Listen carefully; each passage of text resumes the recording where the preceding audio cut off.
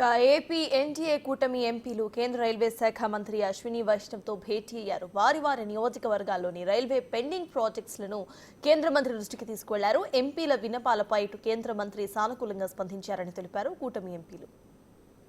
ముఖ్యంగా ఇప్పుడు మనం చూస్తే విజయవాడ నుంచి గూడూరుకు పోయే 4వ రైల్వే లైన్ కూడా సర్వే కంప్లీట్ అయింది. ఇప్పుడు డిపిఆర్ కూడా ఇస్తున్నారు.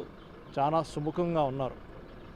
అదేవిధంగా మన మచిలీపట్నంలో పోర్ట్ ఏదైతే నిర్మాణంలో ఉందో, ప్లస్ నిజాంపట్నంలో ఫిషింగ్ హార్బర్ ఏదైతే అండర్ కన్స్ట్రక్షన్ ఉందో, మచిలీపట్నం నుంచి రేపల్లి నుంచి డైరెక్ట్గా బాపట్లకి కొత్త లైను వేయాలని నేను రిక్వెస్ట్ చేయడం జరిగింది. దానికి కూడా మంత్రి గారు చాలా సుముఖంగా దాన్ని సర్వే చేయించి పాజిటివ్గా రెస్పాండ్ అయ్యారు. సర్వే చేయించి చూస్తామని చెప్పారు.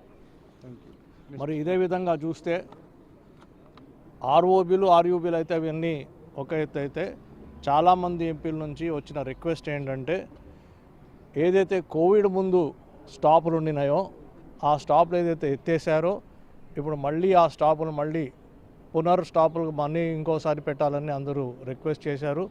అవి ఎక్కడెక్కడ ఏంటి ఫెసిలిటీస్ ఉన్నాయో ఏంటి, ఎక్కడ ఫీజిబిలిటీ ఉందో తప్పకుండా చూస్తామని చెప్పారు.